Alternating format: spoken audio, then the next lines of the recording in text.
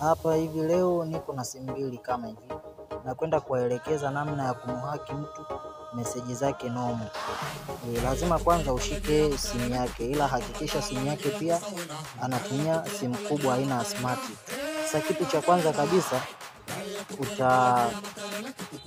utaenda kwenye simu yako wewe ambayo unataka sasa kusoma SMS za huyo mtu.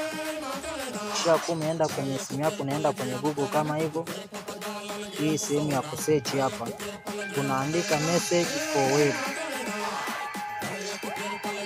Message for web itakuja kama hivyo, utaklik hapa ya kwanza kabisa hapa juu. Kisha umeiklik kama hivyo, utaingojea itaload kama hivyo. Kisha imeload kama hivyo, itakuletea alama ya QR code. Kisha imekuletea alama ya QR code kama hivyo. Kitakachofuata hapo, unaenda sasa kwa mtu ambaye unataka uone SMS zake. Utabonyeza hii faili ya message.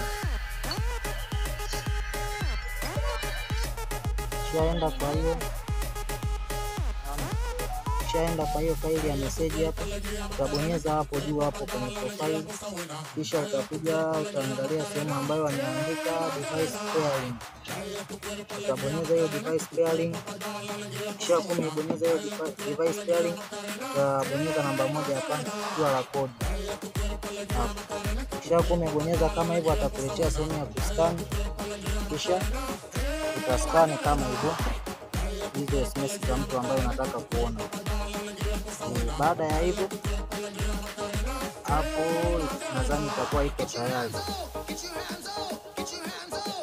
Kama imegoma kama hivyo, unarudia tena kuscan. Unaenda hapa device pairing, unaenda QR code, kisha unascan.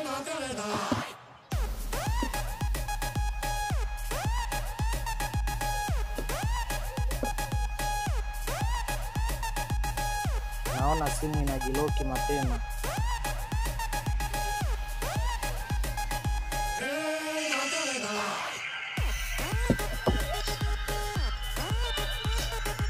Baada ya kuwa umescan kama hivyo, meseji zitaanza kuonekana. Meseji za huku zitaonekana huku kama mnavyoona hapo. Meseji kama zilivyo utaanza kuona.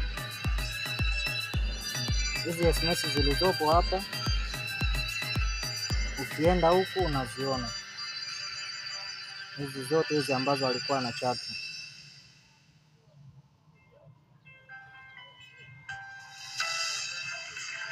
Kama hivyo meseji zote zinakuwa zinaonekana, na hata zilizopo kwenye archive pia utaweza kuona vile vile kama hivyo. Tupo wapi hapa? Kwenye message Google Chrome for web. Hapo hivi message ambazo ziko archive hizi hapa zinaonekana. Simeona kama hapo. Kumbuka hatuko huku kwenye message za kawaida, tupo huku hivi kwenye hii hapa website ya Google huku.